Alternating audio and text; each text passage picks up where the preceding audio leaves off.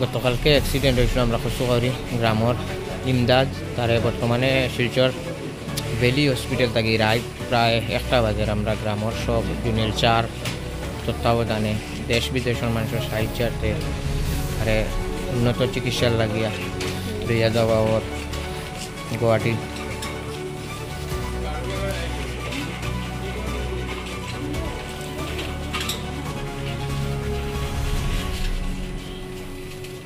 খুব মর্মান্তিক সড়ক দুর্ঘটনায় সে স্কুলে যাওয়ার পথে তার অ্যাক্সিডেন্টটা হয়েছে। আজকে 2 দিন শিলচর ভ্যালি রাখার পরে ও চেতন এখনও জ্ঞান ফিরছে না।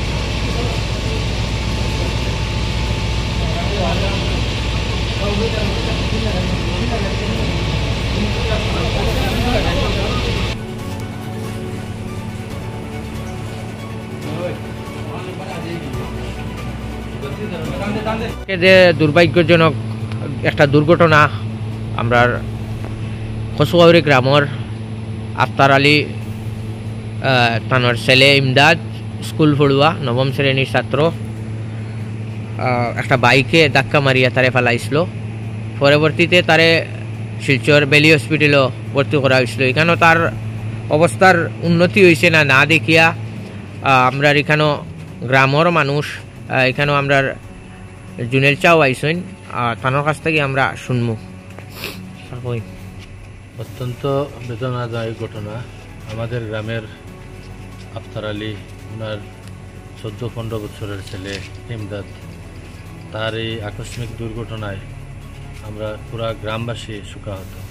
আমরা এখানে ভ্যালি হসপিটালে আসিয়া তার চিকিৎসার অবনতির অবস্থা দেখিয়া সঙ্গে সঙ্গে আমরা গুয়াহাটিতে যোগাযোগ করি, মাননীয় মন্ত্রীর সাথেও যোগাযোগ করি এবং গুয়াহাটির বিভিন্ন ডাক্তারের সাথেও যোগাযোগ আমরা করার পরে সে সিদ্ধান্ত নেওয়া হয় যে ইমদাদকে আমরা যত তাড়াতাড়ি পারি গুয়াহাটি যদি পৌঁছাতে পারি তাহলে হয়তো আল্লাহর রহমতে আল্লাহর মেহেরবানিতে হয়তো ফিরে আসতে পারি।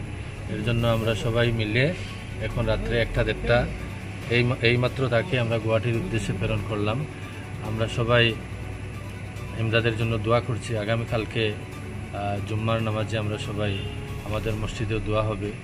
আর আশা করি আল্লাহ এই নিরীহ আফতারের ছেলেকে আল্লাহ যেন তার কুলে আবার ফিরিয়ে দেন।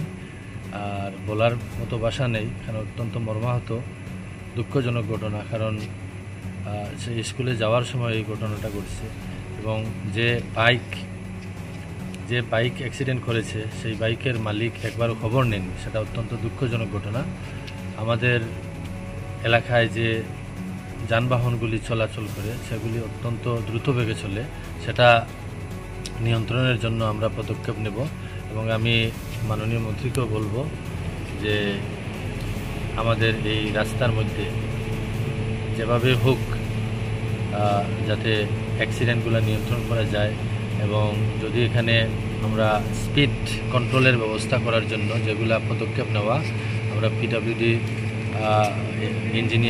এক্সিকিউটিভ ইঞ্জিনিয়ারের সাথে কথা বলবো এবং আমাদের গ্রামের মধ্যে আমি আশা করি আমরা সবাই সম্মিলিতভাবে যাতে এই দুর্ঘটনা রোধ করতে হলে আমরা স্পিড কন্ট্রোল করতে হবে এবং সবাই সহযোগিতা করতে হবে এবং সাইনবোর্ড বসাতে হবে। বিশেষ করে আমাদের গ্রামের মধ্যে 30 কিলোমিটার বেগের বেশি যদি কোনো বাইক বা কোনো যানবাহন চলাচল করে আমরা তাদের জন্য ফাইনের ব্যবস্থা নিতে হবে। আর এমনিতে তো এই ইমদাদের পরিবার তেমন সচ্ছল নয়। আগে একটা আমরা হেল্পিংয়ের ভিডিও করেছি, প্রায় 35,000 টাকা জমা হয়েছিল তা দিয়ে বেলি হসপিটালের বিল পরিশোধ করা হয়েছে, আরও কিছু যুক্ত করা হয়েছে আপনার হাত থেকেও। আর বর্তমানে যে গুয়াহাটিতে নিয়ে যাওয়া হচ্ছে তার পরবর্তী চিকিৎসা বাবদ যে টাকার প্রয়োজন হবে নিশ্চয় বিরাট বড় অঙ্কের টাকার প্রয়োজন হবে, কারণ মাথার ইনজুরি, তার লাংসের ইনজুরি, লাংসে তো ব্লিডিং হয়েছে, মাথায় তো রক্তক্ষরণ হয়েছে, তো অপারেশনে অনেক টাকার প্রয়োজন হবে। 2-3 লক্ষ টাকা তো একদম সঙ্গে সঙ্গেই প্রয়োজন আছে। তো আমরা আমাদের গ্রামের যারা আছেন বা আমরা সবাই মিলে তাকে সাহায্য করতে হবে, কারণ আপনার পক্ষে এটা বহন করা সম্ভব হবে না, কারণ সে একজন রোজ নিত কর্ম করে খেটে খাওয়া মানুষ। তাই আমি সবার প্রতি আহ্বান করছি, আমিও সহযোগিতা করব এবং আমরা যারা সামর্থ্যবান প্রত্যেকের জন্য সহযোগিতা করি এবং এই ছেলেকে সুস্থ করে বাড়িতে ফিরিয়ে আনার জন্য আমাদের সহযোগিতা একান্ত কাম্য।